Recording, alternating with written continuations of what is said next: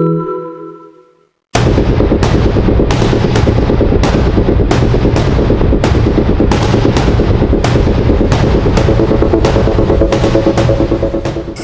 high-profile parliamentary vetting and subsequent rejection of Dr. Lawrence Muganga ignited a major public debate in Uganda surrounding statutory compliance, national identity, and systemic transparency.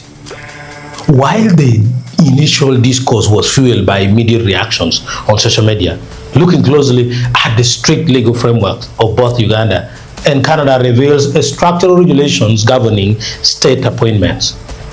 Now, this organized video, a breakdown, details the exact constitutional limitations, processing timelines, and national security safeguards that direct such high-stakes legislative decisions. Dual citizenship and the law on triple nationality, under Article 15 of the Constitution of Uganda, the legal framework explicitly permits dual citizenship, a provision introduced via the 2005 constitutional amendments to facilitate investment and maintain ties with the Ugandan diaspora. However, the law does not extend to the triple nationality. The Uganda Citizenship and Immigration Control Amendment Act defines dual citizenship strictly as the simultaneous possession of two citizenships, one of which must be Ugandan.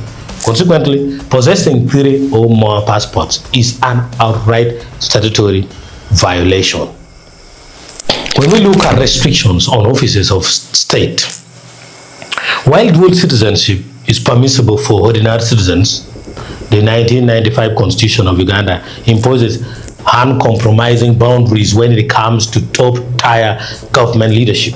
Under Article 15(7), Parliament is empowered to restrict dual citizens from accessing sensitive governance portfolios. Through the 5th schedule of the Ugandan Citizenship and Immigration Control Amendment Act, lawmakers bar dual citizens from holding 12 specific offices of state, including the President and Vice President, the Prime Minister, Cabinet Ministers and Ministers of State, top leadership within the armed forces, intelligence agencies, and internal security bodies. The legal problem with readiness to renounce. A nominee is legally non-compliant if they only present a readiness or intent to renounce a foreign citizenship during a parliamentary vetting session. The law dictates that a candidate must fully relinquish foreign allegiance before clearing the appointments committee or taking the oath of office. Facing a legislative committee while still actively holding a foreign passport constitutes an immediate procedural failure. If we click away and look at Canadian renunciation timelines, is a pending application too late?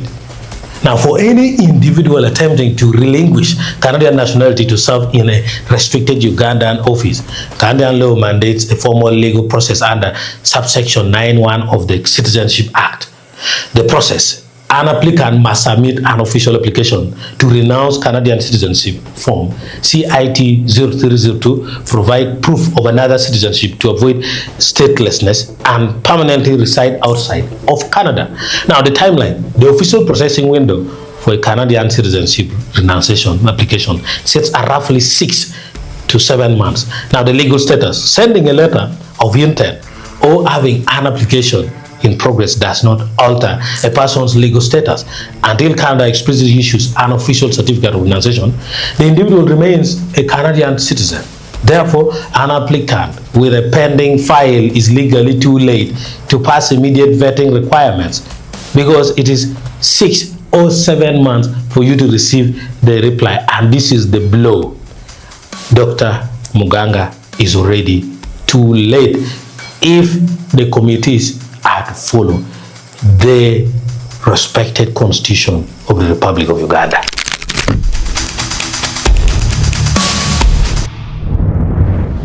Now, my personal opinion is ultimately the parliamentary vetting process functions as an unyielding institutional guardrail, bearing individuals with active or unrenounced dual nationalities from sensitive state offices is an intentional constitutional mechanism designed to safeguard national sovereignty, protect intelligence networks, and eliminate potential conflicts of interest regarding external jurisdictions.